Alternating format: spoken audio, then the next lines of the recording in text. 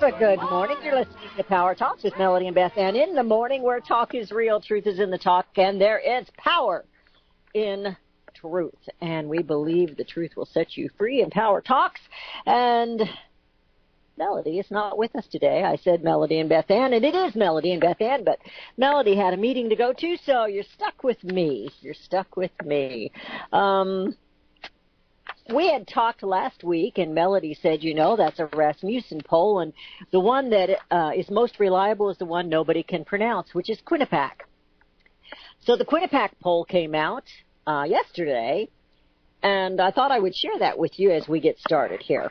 It said President Trump's approval rating has hit a one-year high of 41%. And this is, again, coming from the Quinnipiac University National Poll, and yes, nobody can pronounce it. It's Quinnipiac, I guess. As of April the 10th, 41% approve of President Trump's job performance and 52% disapprove.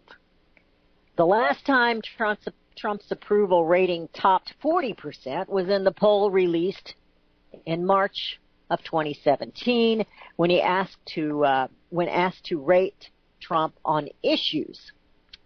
39% approved of his foreign policy and 55% did not. 42% approve of his immigration policies and 55% disapprove. 40% approve of his trade policies and 52% disagree. Quinnipiac University surveyed 1,181 registered voters nationwide from April 6th through the 9th, with a margin of error of plus minus 3.4% in the points. So anyway, his approval has gone up, even though we hear is ugly, ugly, ugly in the news. And see me, those numbers aren't that great, but I guess I'm not a poll person, so you know, I maybe I think on the negative. He's got 41% that like him, but 52% don't. So anyway, you might have to call Quinnipiac and see what you think. I don't have a number, but I was just being smart aleck. I have an article here that I really found very interesting, and I'm going to share it with you in its entirety, and I normally don't do that. But this one is coming from the Daily Signal, which is part of the Heritage Foundation. As we know, they are a conservative, so to speak, foundation. I don't always agree with them, but some of their writers are pretty good and make some good points, and I thought this one did. This is Stephen Bucci. And his title of this particular article is Trump may not yet have the wall, but he's removing the welcome mat from illegal immigrants. Now, concentrating on the word illegal immigrants, you know, the mainstream media and some of those, they just like to hate Donald Trump, and they want to claim he's a racist and that he hates immigrants. Of course, he's got a wife they make fun of that speaks 6 different languages that came into this nation legally and became a citizen legally.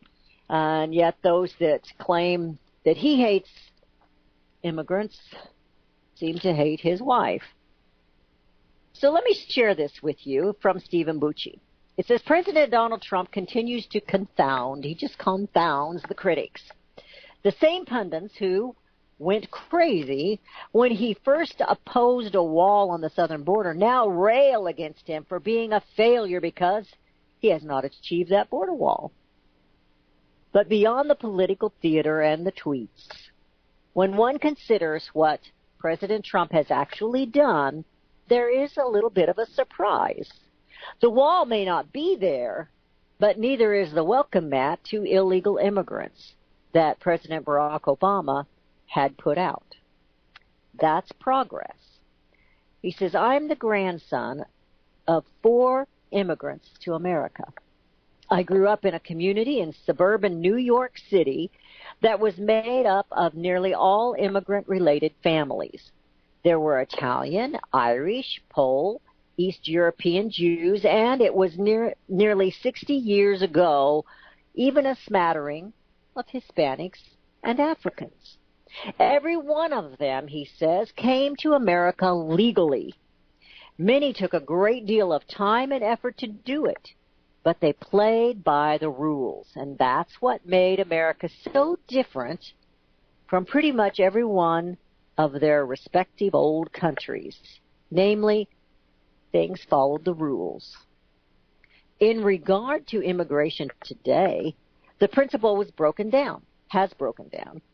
It is even harder to get to America legally, and a huge number of people seem to have said, the heck with the rules, we're just going to America on our own terms.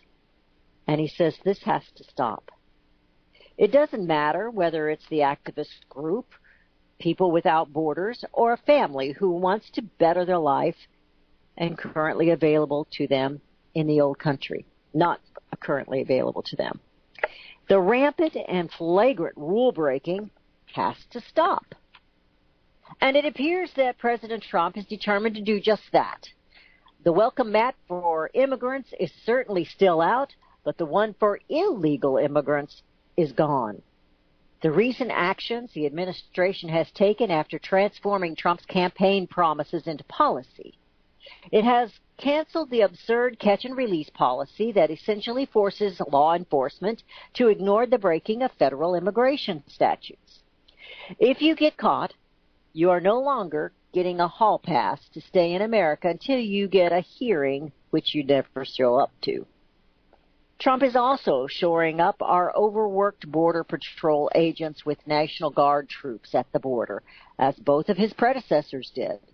Although they're criticizing President Donald Trump, but President Barack Obama did that, and so did George W.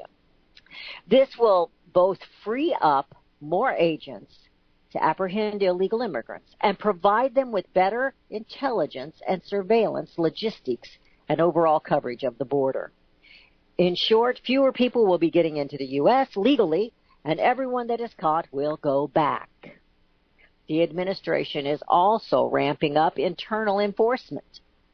Immigration and Customs Enforcement is going after the lawbreakers who already reside in the U.S., starting with those who have regularly committed additional crimes against the American citizens. The pressure against the so-called sanctuary movement, which prohibits local or state law enforcement agencies from cooperating with ICE, is being increased. The pressure is not just coming from the feds. Municipalities that are tired of putting illegal immigrants before citizens are rebelling against governments like California's. California's mayor of sanctuary cities across the nation are being challenged in that way. Lastly, the president has slammed the door on a deal on the Deferred Action for Childhood Arrivals program called DACA. He previously offered an enormously wide path to legal citizenship for the Dreamers, and Congress had even requested this. But if Congress had only aided him in the securing of our border, but they wouldn't. Congress said no. So now he has switched gears. And the major motivation for young people to go out here, to get here, has been withdrawn. The political games are over. The Dreamers were sold out by those who claimed to support them. Why do you think that is? I'm going to take a little break right there from this article. We're almost done. We've only got another paragraph to go. They had screamed and screamed, they wanted this, and when he gave that to them, and then he came back to the board and he gave them even more, and some of us were going, what? They turned it down. They turned it down. He goes on. Taken together, these steps by the president make it clear that the promise of the Statute of Liberty is still in place. But those who sought to pervert it into an open door to those who see no true investment in the collective American dream are wrong. The welcome mat is there for legal immigrants. But for those trying to enforce their way in the door, that is being shut. And I think that's a good thing. And maybe, I don't know all the rules and all the regulations, and maybe they should make it a little simpler for someone to come into this country and become a citizen. You know, that's what I'm concerned about. All the DACA, all the Dreamers, they've been here for so long, and yet they made no steps. They had all that time, yet they made no move to become a citizen of the United States. Yet they want all kinds of privileges and entitlements from the government, from you, the taxpayers, from you who are working. Arizona has recently ended its in-state tuition for DACA recipients. And it was a unanimous state Supreme Court ruling. Unanimous. 7-0 was the Supreme Court ruling. And they're upset about it. Not everyone's upset about it. Some are happy about it. But those who have claimed to be defending the Dreamers are upset about it. Why should someone here illegally have more benefits or better or even equal benefits of our own citizens, our own children? You know, it's never been fair. Of course, I always tell my kids life isn't fair. But when my older children were getting ready to go to college, we've never had much. We're not dirt poor, but we raised 5 children, and we didn't have a lot of money. There was a long time that I wasn't working because I was home taking care of them. And we thought sure that the oldest one could get a Pell Grant. But no, he could not. And we just never quite understood that. College, in my opinion, is way too expensive anyway. And they're teaching the kids a whole lot of stuff we don't want them to learn. You don't want them to learn. Well, the Arizona Board of Regents, this happened on Monday, and it ended its in-state tuition for deferred action for childhood arrivals, which is DACA, after the state Supreme Court unanimously upheld a state appellate court decision which held that DACA recipients in Maricopa County are ineligible for in-state tuition rates. In other words, they have to pay a little more than those who live in the state, which is probably what somebody coming from outside the state has to do. So they're not being, mistreated, but they are there illegally. With the Arizona Supreme Court decision today prohibiting Maricopa County Community College District from granting in-state tuition to DACA students, the Arizona Board of Regents, effective immediately, will no longer interpret its policies to offer in-state tuition to DACA.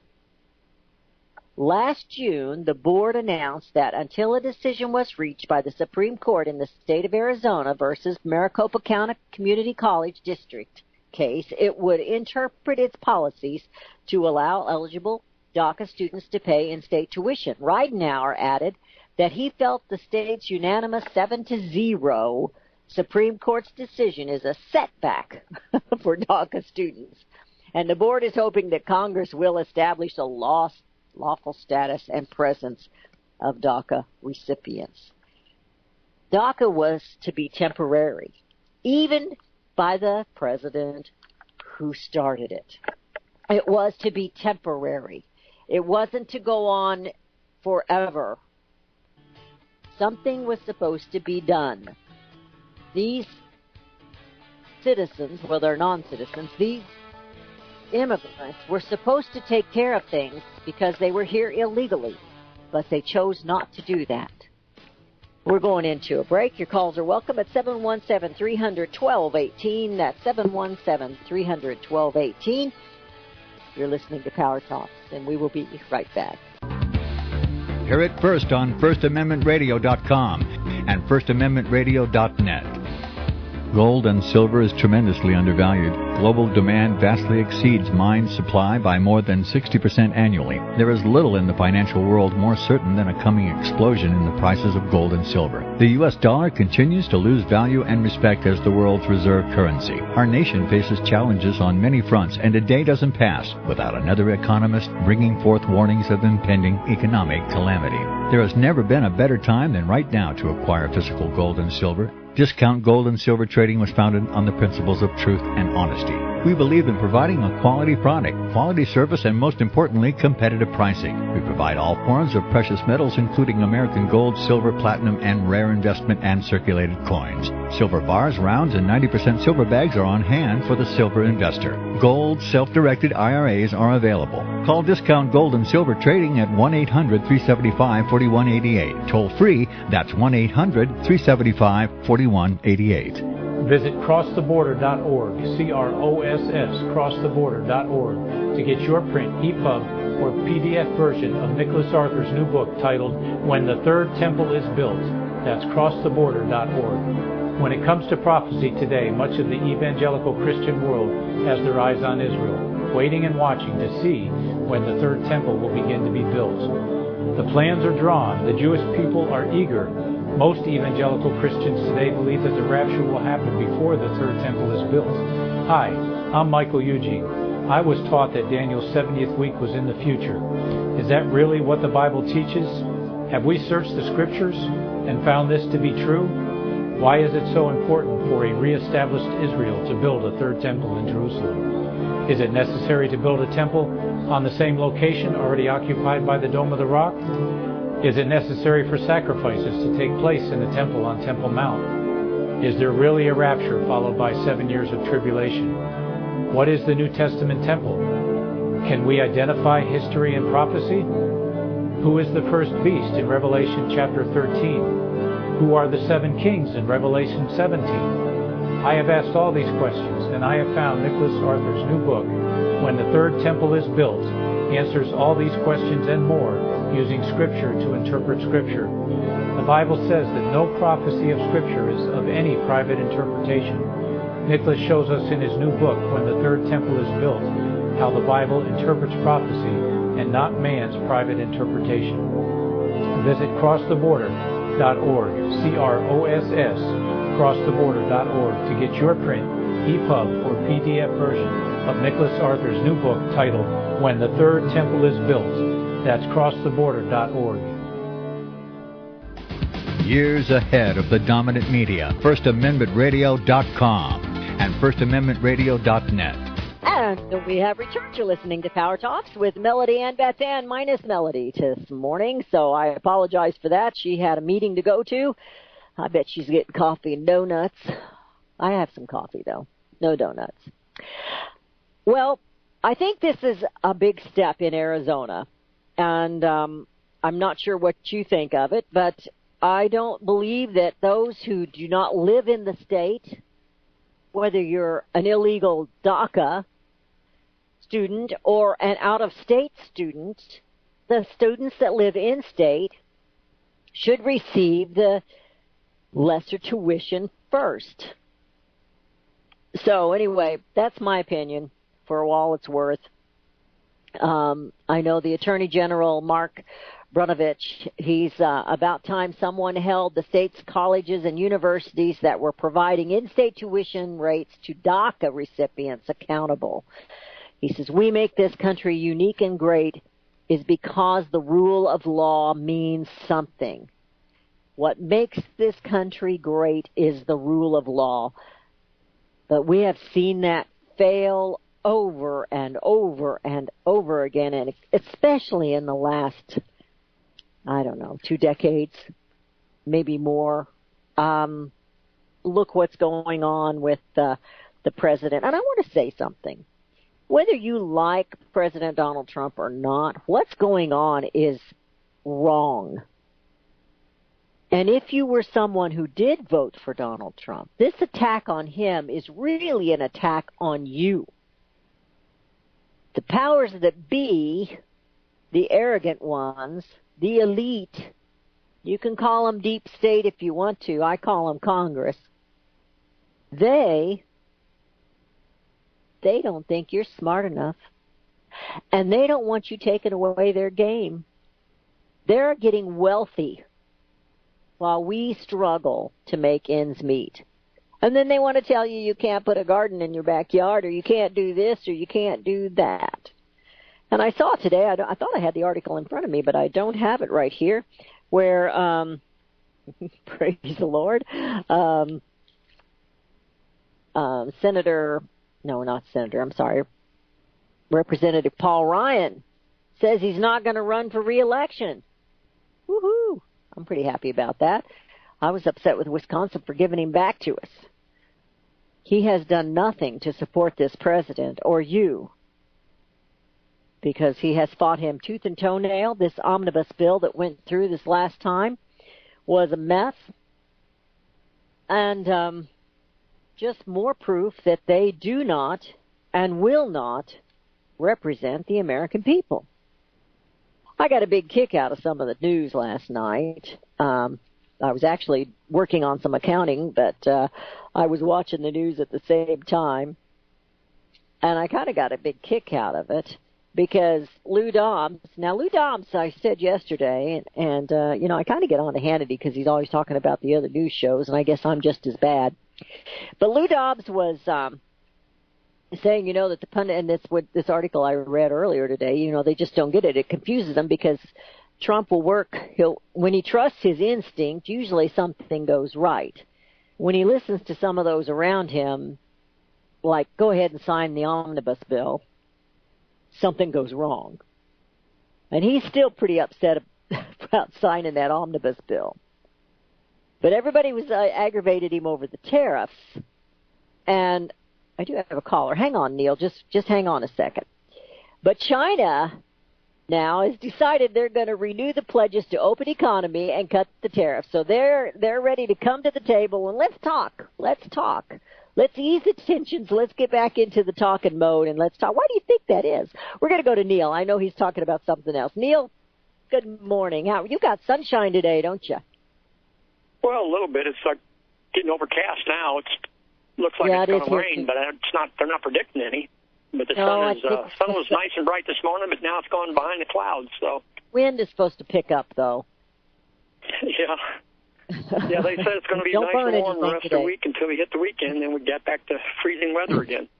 When we can actually get outside. What's on your mind today, Neil? Oh, well, you were talking about the rule of law. Well, I've watched the rule of law deteriorate in this country over the last 40 years. What they've done is the system, which is run by criminals in this country, have consistently appointed and promoted criminals to positions of judgeship. They take these crooked attorneys and make them crooked judges, and then they just promote them on up the line. And I've watched the court system all the way from the city level all the way up to the federal appellate level. Can't say much about the U.S. Supreme Court, but I know that the system, and I've watched particular judges who I knew were corrupt get promoted right up the line.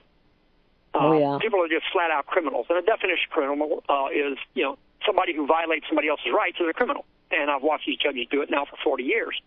It used to be you'd go into the courtroom, and the judge, you'd make your argument, and the judge would then look at the prosecutor for a response. And if the prosecutor didn't have a response, it was case dismissed. Nowadays, I've had judges actually sit there and tell the prosecutor to shut up, and he would prosecute the case from the bench. And that's what we've got now. The judges, the attorneys, they completely ignore what the law says. Their answer is always, well, take it up at the appeals court. Well, they've promoted these corrupt judges up in the appeals court level, and you can't even get the appeals court to do anything that's constitutional or right. Their answer is always, well, take it up at the Supreme Court, because they know, less than 0.1% of cases presented to the U.S. Supreme Court will get heard. So basically what you've got is the circuit courts of appeal at the federal level and at the state level both are about as far as you're going to get. Now, in states, you can generally get into the state Supreme Court, but they're so full of corrupt judges, you're not going to get anywhere with them either. And the rule of law is just completely broken down. Even when you cite the law to them, you show them what the law says. They don't care. So that's what's really destroyed this country. Is they go on opinions and emotions. The courts no longer obey the rule of law. Agenda and emotions and opinions seem to be the rule. It is sad. And this stuff that's going on with Mueller and Rosenstein and the president and Cohen, the raid on Cohen. I've been listening to all these other lawyers on TV. I want to hear your opinion of what they did. Do you think, of course, we don't know what they had, but do you think they had the right to go in and raid Cohen's home and the residence where he was staying? He was staying in a hotel. Do you think they had that right to do that? Well, absolutely not. they're required to go before a judge. Actually, they're required to go before a grand jury with their evidence and get an indictment before they go out raiding people's property. You know, yeah, you can get a search warrant if you've got the reasonable, probable cause. You know, if you go before a judge and say, look, we've got this evidence, we got these witnesses, we've got this to prove. All we need to do is go in and snatch up the evidence before it gets destroyed. And that's basically what a search warrant is for. But technically, what they're supposed to do is take their case to a grand jury and present the case to the grand jury. But they don't want to do that because generally what they're doing is they're going in their line, and you can challenge. And here's where the biggest problem with the people of this country is they listen to these attorneys that tell them, do not go and testify before the grand jury. If you're accused of a crime, that's the first people you want to talk to if you're innocent. Now, don't go in there if you're guilty and lie to them, but if you're innocent, you need to talk to that grand jury because those are the people that are going to set you free right there from the get-go. You go in there and say, look, these people are lying. Here's the evidence. Here's where you look for the evidence. And I've seen it happen time and again. But just people you know, they listen to these attorneys, and I've had them tell me for years, no, you don't want to talk to the grand jury. That's a big mistake. No, that's the best thing you can do. Go talk to that grand jury if you're innocent to start with. And fully, there's been a research done, and I forget the name of the book this lady wrote, but it dealt with the Enron people. You know, 137 middle management people were framed by Eric Holder and his goons on that Enron debacle in order to cover what the people running the company were doing. Now, eventually they won the case, but it took them years, and they spent time in prison, you know, waiting to get vindicated on the issue of, you know, corporate corruption. And these people were just totally innocent. They weren't involved in all that that's going on with Enron, but they got framed anyway, and Eric Holder and 6 of his buddies did it. And they withheld evidence. That's how they do it. The prosecutors withhold evidence, you know, of the person's innocence. The jury never gets to hear that. And eventually, if you've got enough people and enough money and enough attorneys working for you, you can pry that evidence away from them and then get your case overturned. But in the meantime, your life's been destroyed. Your family's been destroyed. You're sitting in prison for years. And these people with Mueller, first of all, the issue that they're going after, you know, this thing with the porn star, it's not a crime. No, even if he did pay her to keep her mouth shut about her accusations, true or false, is irrelevant. It's not a crime to do what he did. So why are they after his records? This is what's called a fishing expedition. Yeah, they're going to dig and get whatever they possibly can. They're trying to find something. They're looking for something, anything they can use, because the whole Russian investigation turned out to be a complete fiasco for them. They got nowhere with that. You know, they found they're trying really. I think also, Neil, they're trying to drag it out as long as possible until the next election, and definitely until this fall's election, because they want to affect the voters going to the voter booths. And right, exactly. And the biggest problem with people is one of the biggest problems is most people assume you're guilty. You know, when somebody's accused of a crime, people just automatically assume the guy's guilty. Well, he must have done something or he wouldn't be in jail. And that's not necessarily the case. You know, over half the time, the guy's done absolutely nothing against the law. But he's sitting in jail anyway because some local hack, some cop or some politician or some neighbor sometimes, it's just a neighbor who happens to be a Freemason or has got some pull with the Freemasons that are running your county, they've got the pull to get you arrested and prosecuted, you know, for crimes you didn't even commit. Happens all the time. I've watched it happen for over 40 years now, dealing with the so-called justice system in this country. Yeah. Well, I know that Cohen is he's a little worried about being the fall guy here, being the scapegoat. You know, they're going to take him down like they did a couple of these other guys for nothing. And I think they're going to try and go back and get those off. But, you know, I'm really concerned about Jeff Sessions as the Attorney General. He seems to be doing nothing. I've wanted to believe that he's the quiet man doing things behind the scene to get it done. But it does. The farther down the road we get, the less it looks like that's possible. Right. It doesn't really look like he's pursuing anything that should be pursued. You know, like the Uranium One deal that the Clintons cut with the Russians, give them 20% of our uranium supply, and all the donations from the Chinese government to the Clinton Foundation, things like that. It's just phenomenal, all the crimes that they're just letting slide while they, you know, use our tax money to persecute somebody they don't like because they don't like what he's doing and what he's investigating and who he is, and he's not one of them. You know, and that's where they start calling for another special counsel. They don't want you to have any power, pull, property, nothing. They want to take everything you've got. So, and I don't want to see another special counsel. I know they're calling for society. Say what now? I said I don't want to see them have another special counsel, though. I think that's just dragging things out and costing the American people dollars, and it's just a mess. I think it's a political game. I don't want to see another one. I want it. Why can't it be handled with, of course I realize because they're all corrupt, but it should, in the perfect world, it should be able to be handled by our own Attorney General's office. Right, and if he can't handle it, then replace him until you get somebody who's going to do his job. And there are some guys out there. You'll find there are some former federal prosecutors out there who would be far more qualified than Sessions is, or Mueller, either one, to be doing this job and investigating what's going on. Well, Mueller has a reputation for being a witch hunter, for being aggressive and going after people. He'll get them for something else, not what he's actually supposed to be prosecuting them for. And there is rumors that the president is thinking about firing Rosenstein, and if he fires any of these people, and he has every right to do that, it's just going to make a political firestorm. Oh, yeah, but I don't think Trump cares about firestorms. He seems to thrive on it. So, I mean, if he sees somebody's not doing his job, he's right. You're fired. That's the way it ought to be. Well, Rosenstein should have been taken off this case a long time ago because he's the one that actually wrote the memo to fire Comey. And the president went along with the memo. Why is that never brought up? Right. There's just, Trump, you got to remember, that man is so overwhelmed with things coming at him right and left that he has a hard time keeping track of who's doing what, and his staff isn't the best. He's he's at the highest turnover rate, I think, of staff in the history of the presidency, because he keeps getting these people in there that claim they're going to do one thing, and then they do something else, and he's got to get rid of them, replace them. Heck, he's got 127 appointees right now that he can't even get into positions in the bureaucracy because the FBI won't give them their security clearances. Well, Congress won't approve anybody. That's another way he's being hamstrung. Yeah. That's another person that should be fired, and that's the FBI director that's current. He needs to be gone. Oh, yeah. Yeah, he just needs to keep replacing people until he gets the right people in there. And I'm not saying that he should be fired because of this raid. I'm saying he should be fired because he hasn't been turning over the documents they're supposed to turn over. Oh, yeah. Supposedly he's got a bunch of documents that he's supposed to be turning over to Congress, to the investigating committee, and he won't do it. It's probably because it implicates him. Well, and they say that's what's going on with Sessions, that he might have had a little hand in some of this stuff, too, like Uranium One.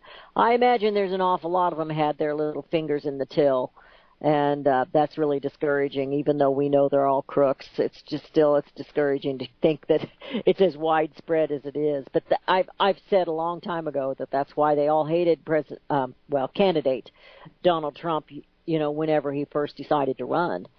It was because of the topics that he was bringing up, which, again, was immigration and trade. And they're making money off of those. Right. It's things they don't want the general public to be aware of. Absolutely. And it is about money. And, I had a listener that wrote me, that listens to CSC Talk Radio, wrote me a long letter. He says, you always say it's about the money, but it is about the globalists. And I said, that's true. It is about the globalists, but it's also about the money. They want money, too. Money and power is what it all gets down to. That's the nature of man, apparently. So, right. If you can replace real money, which is gold and silver, with funny money, their own personal notes, they can print all that they want and steal the whole planet. And that's basically what they've done. Mm-hmm. The countries have allowed these people to come in and use their own private notes to supplant the real money supply. Mm-hmm. The last two countries, I think, were Libya. Of course, they had to get rid of them. They got rid of Gaddafi, wiped him out because his was the last country, I think, still on the gold standard. And then South Africa, and they wiped them out. They got them off the gold standard. Up until about 15, 20 years ago, they were both still backing their currencies with gold. And once they got rid of them, then now the entire world is on a fiat paper, funny money system. Yeah. So, and they're all in debt, all of them. Oh, yeah. Yeah, that's what the whole game plan is. Yeah. Keep you in debt, because what's the law say? The borrower is servant to the lender. That's right. That's right out of the Bible. That's a fundamental law. Absolutely, Neil. Well, I guess I better let you go. I appreciate your call. I always enjoy visiting with you. I wanted to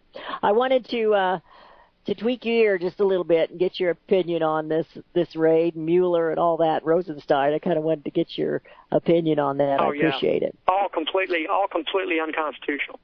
Yeah, and that's what the ones that I listen to, of course, not the ones on NBC and CNN and MSNBC and all those, but the ones that have been on the different Fox News ones, they have all said that. And I've been trying to listen to both to just try and see what's being said. And they're saying it'd be unconstitutional for him to fire Mueller, but it's not. But I think it would be a mistake. No, he serves at the pleasure of the president, just like all of his staff. So he has every right to do that, and but we'll just have to see how this plays out. It could get real interesting if he fires Rosenstein. We'll hear a lot of screaming. We'll hear a lot of screaming from the other side. It'll be funny. All right, thank you so much, Neil. I appreciate your call. I have a little something here that Ann Coulter has been talking about. And, of course, she's a conservative commentator. Everybody knows who she is. And she's very vocal. She's not shy about what she says. And has her take on whether Robert Mueller should be fired or not. And she says President Trump supporters, of course, we'd like to see him fired. But at the same time, we know that if he does that, it's going to cause a firestorm. But on the other side of that coin, it would appear that they're trying to goad the president into doing this so that they will have something else to go at him for. So I guess if he fired Comey and they call it obstruction of justice, they'll definitely call firing of Mueller obstruction of justice. And she said Mueller is dying to get fired. Then he'll be a martyr, a hero. Otherwise, he's just a loser who couldn't find any crimes against President Donald Trump. I thought she has a way of putting things. I thought it was pretty cool. Anyway, she is absolutely correct. I think that they do want him. They've been goading the president to try and fire somebody, and he has refused to do that thus far. But we'll see what goes on. The Daily Caller's co-founders were saying that overthrowing Assad's regimes in Syria was cause of chaos, and Coulter was on Tucker Carlson's, I guess, and was talking to him. She says many thousands would die, and in fact, we might likely see the genocide of one of the last remaining Christian communities in the Middle East. She says, and we ought to care about that. Some of the dead, of course, would be American servicemen. A new war would cost the U.S. tens of billions of dollars as well as lives. And she was pushing for no war in Syria. That's what she was talking about in that particular. There was a storm of tweets that she was sending out, as well as her interview with Tucker Carlson. I found this one kind of interesting. I had not heard this. I guess maybe sometimes I don't pay attention enough. But Kellyanne Conway's husband, I should have kept Neil on the line to let him hear this. He's probably still listening. Kellyanne Conway's husband took aim at Donald Trump.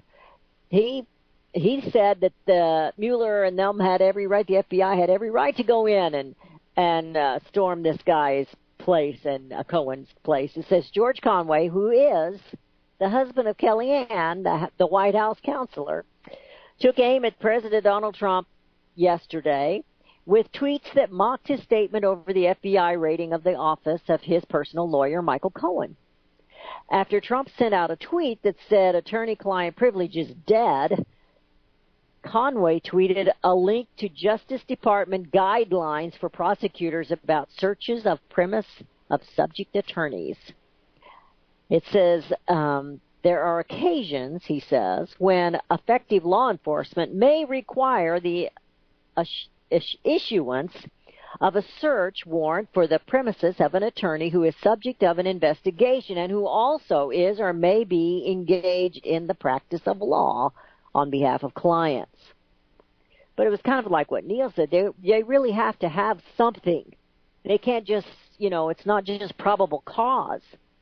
And that's what they did. They did a witch hunt. They went after we think there's something there. And again, somebody gave them that permission. Rosenstein gave them the permission. In response to the raid, Trump tweeted that it was a witch hunt, and Conway retweeted an image from the Washington Post during President Richard Nixon's administration where Nixon also used that term. Well, they used that term, and we said yesterday when Melody was with us that if you'll remember, we had a special counsel that went after President Clinton for Whitewater. And what did we end up with? A blue dress and Monica Lewinsky. But Whitewater did happen. I don't believe that President Donald Trump is guilty of collusion with the Russians. And as Neil and David and the attorney Dershowitz says, that's not a crime. However, there is collusion with the Uranium One, and that is a crime. Selling out the United States uranium is a crime. And they've got to get rid of President Donald Trump because he is trying very hard to bring common sense back to this nation. And I'll tell you what, he's got a little big fight on his hands, because if it's one thing that Congress doesn't want, it's for you to know what they've been up to. You're listening to Power Talks with Melody and Beth Ann, minus Melanie today. She's at a meeting, eating donuts and drinking coffee. 717-300-1218 is the number to call, and we will be right back. Hear it first on FirstAmendmentRadio.com and FirstAmendmentRadio.net. Since the beginning of time, kings have sought it, nations have fought for it. It has been traded, it has been borrowed, it has been purchased, it has been stolen. There's a reason for it. To secure the blessings of liberty to ourselves and to our posterity. Invest with the security of gold and silver. Call Discount Gold and Silver Trading at 1-800-375-4188 or visit discountgoldandsilvertrading.net. Listen to Financial Survival with your host Melody Cedarstrom right here on FirstAmendmentRadio.com at 4 p.m. Eastern or 1 p.m. Pacific Time. Visit discountgoldandsilvertrading.net or call Discount Gold and Silver Trading at 1-800-375-4188. Toll free, 1-800-375-4188.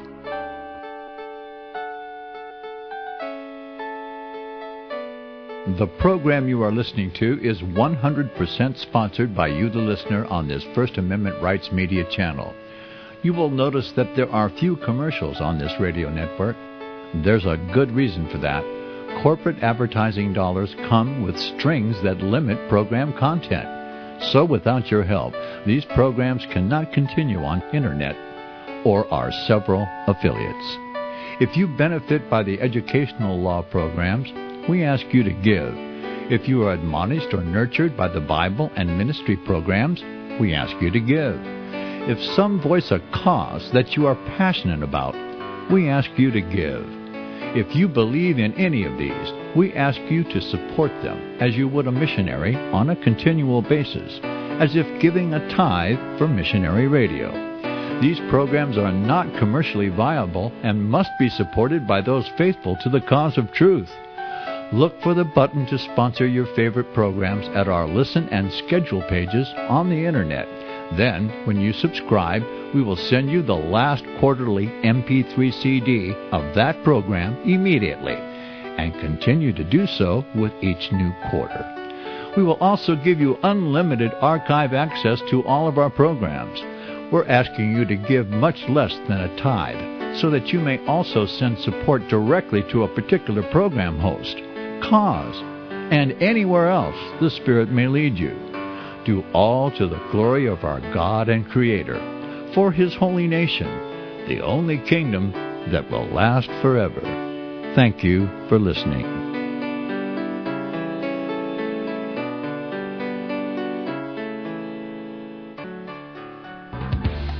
Hear it first on FirstAmendmentRadio.com and FirstAmendmentRadio.net.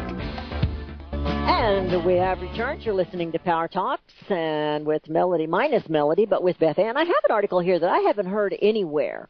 I have not heard this news anywhere. This is coming from the Daily Caller. And it says the Department of Defense released details and a video of an April 5th airstrike that killed top Islamic State of Iraq and the Levant, Levant, I can't pronounce it, the Khorasan province. It says the ISIS commander Qari Hikmatullah and his bodyguard in northern Afghanistan. I hadn't heard anything about this airstrike or that they had killed an Islamic leader and his bodyguard. I hadn't heard anything about that. Okay, really quick. We're going to go to Tom in Michigan. Tom. Yes. I was just going to say on the warrant searching the attorney's office, that has to be probable cause of an actual crime. Excuse me. They have to have a little more proof than just probable cause. Well, I mean, there has to be oath and affirmation. In other words, there has to be an affidavit. And if somebody lied on that, that's felony perjury. And I think that's where I'd start my investigation. Problem we have is we can't see what was in the warrant. The Fourth Amendment says whatever they're looking for has to be described specifically, and the probable cause and the oath and affirmation. But they just went in and took everything. My understanding is they just went in and took everything. Well, I've read, in Supreme Court cases I've read, they call that fishing expedition, and it's totally unconstitutional. Mere suspicion isn't good enough. It has to be probable cause supported by oath and affirmation for a warrant. Either that or they have in hot pursuit of a felony. Mm-hmm. Actually, a misdemeanor. They can break into a place as long as they're in hot pursuit. I think the American people are getting sick and tired of this, and I think even those who don't like President Donald Trump can see that this is just getting out of hand. Now, obviously, those that are adamantly in hate with the president and always will be, they don't care. But I think in general the American people are getting sick and tired of this, and I don't believe that the American people are stupid. I believe we are blind. I believe we go about our way without paying attention. But if you're paying attention at all, it's obvious that this is a witch hunt, and it's obvious they have had, I think, like 14 months to find something with the Russians, and they haven't. So now they're talking about a porn star, and they're going after the lawyer that paid the porn star off to keep her quiet. So I don't know. Anyway, Tom, appreciate the call. Thank you. We're going to move on here. I have an article here, and we talked about Pruitt, I think, last week. And, of course, he's taking a lot of fire over some things he's done. But the truth is, and I still think they need more accountability. I'm not giving him a break on some of the spending. But the truth is he's doing some good, and so the left want him out of there. Because they could care less about the spending. Their groups that were in the EPA spent just as much or more. But California now, the state of California, has filed a lawsuit against the Environmental Protection Agency. They did this yesterday for reversing a 1995 memo establishing the once in, always in policy for major sources of emissions. The EPA Administrator, Scott Pruitt, issued his own memo undoing the more than 2 decades old policy on January 25th. California Attorney General Xavier Becerra and the California Air Resource Board filed a lawsuit against the unconscionable and illegal action, according to their statement Tuesday. Instead of prioritizing health and hardworking Americans, EPA Administrator Scott Pruitt wants to let major polluters off the hook. The EPA must be held accountable. So here we have a lawsuit going against the EPA because Pruitt's actually doing some good, lifting some of these mandates that I don't believe he's out to pollute the world. I don't believe he is. Here's something else that I thought was interesting. It says here that President Donald Trump signed an executive order yesterday that aims to add and strengthen work requirements for public assistance and other welfare programs. Now, we're running out of time, so I really don't know that I can take any phone calls on this. But there have been certain states, and I can't remember which ones they were. I want to say it was, I'm just not going to say. I want to say it was Michigan and another couple of them that actually you had to work to be on welfare. You had to do something. And there was a lot less people on welfare because they were getting off. And it was working, putting people to work, giving them something to feel good about. It said the order, signed in private, promotes common sense reforms that policy advisors Andrew Brimberg said would reduce dependence on government programs. Now, think about that word dependence. We celebrate July 4th every year as we became an independent country from Great Britain, from the King. We celebrate independence, life, liberty, and the pursuit of happiness, property, and prosperity. Yet here we have come so far when central federal government has gotten so large that they want to entitle people. They want to help you.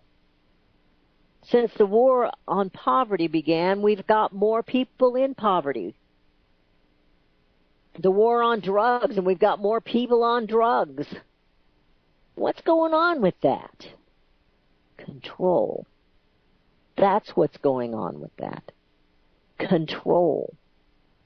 And I will continue to say, Congress is the biggest threat to America.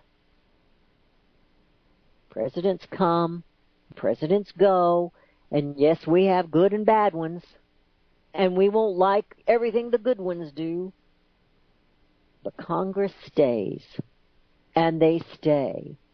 And they stay, and they play, and they vote themselves raises, and they vote that it's okay to have insider trading, and they vote this, and they vote that. And you, the American people, pay the price, either in your dollars or with your liberty. No one is against helping people that are down, but to keep them down is wrong. Part of President Trump's efforts to create a booming American economy includes moving Americans from welfare to work and supporting and encouraging others to support common sense reforms that restore American prosperity and help them reclaim their independence. That's coming from the president. The order focuses on looking for ways to strengthen existing work requirements and exploring new requirements for benefits such as food stamps, cash, and housing assistance programs. Trump has long accused beneficiaries of abusing government assistance programs and has claimed many who have no intentions of working make more benefits than those with jobs. This is a quote from the president. I know people that work 3 jobs and they live next to somebody who doesn't work at all. And the person who is not working at all has no intention of working at all and is making more money and doing better than the persons that are working their tails off. Do you see that in your communities? Like I said, we know that we have poor, and we have no problem helping some. But when we have generation after generation after generation on welfare, they can't get themselves up and going. We've created a problem, a crisis. We've enslaved these people. It doesn't matter what color they are. We've enslaved them and kept them down. We haven't helped them. We've controlled them. And there's a big difference whether you control or help somebody get back up on their feet. Huge difference. Huge, huge difference. We're out of time for today. Melody will be back tomorrow. And we will, well, tomorrow's Thursday. I have been a day off all week long, a day off. Today is Wednesday. Tomorrow's Thursday. you guys, thank you for listening to Power Talks, and you have a great day, and we'll see you tomorrow.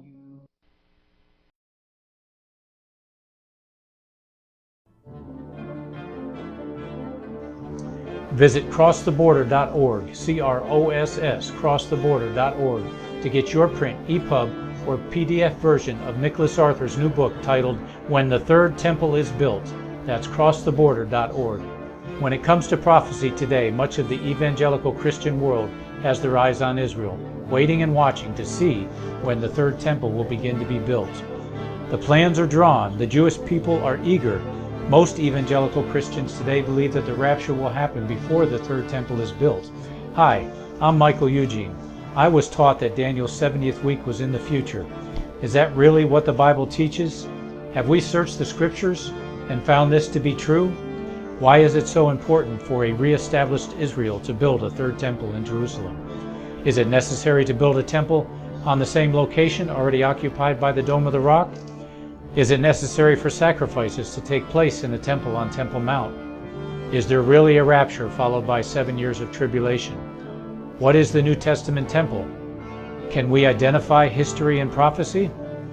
Who is the first beast in Revelation chapter 13? Who are the 7 kings in Revelation 17?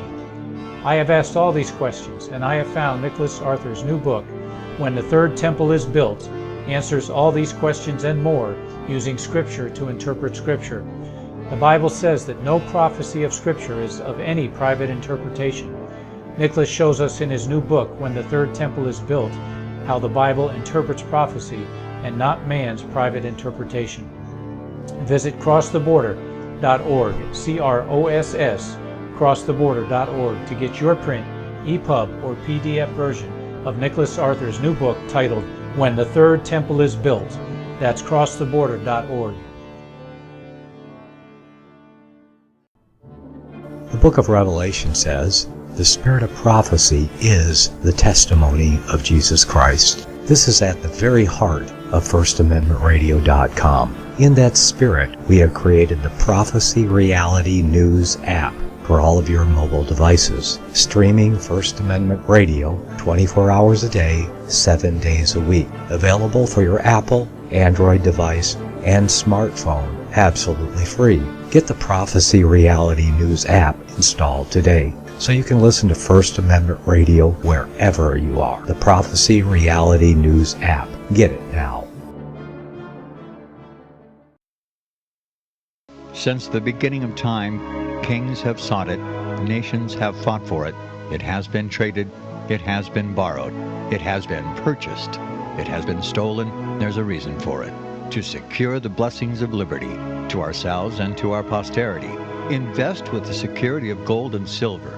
Call Discount Gold and Silver Trading at 1-800-375-4188 or visit discountgoldandsilvertrading.net. Listen to Financial Survival with your host Melody Cedarstrom right here on FirstAmendmentRadio.com at 4 p.m. Eastern or 1 p.m. Pacific Time.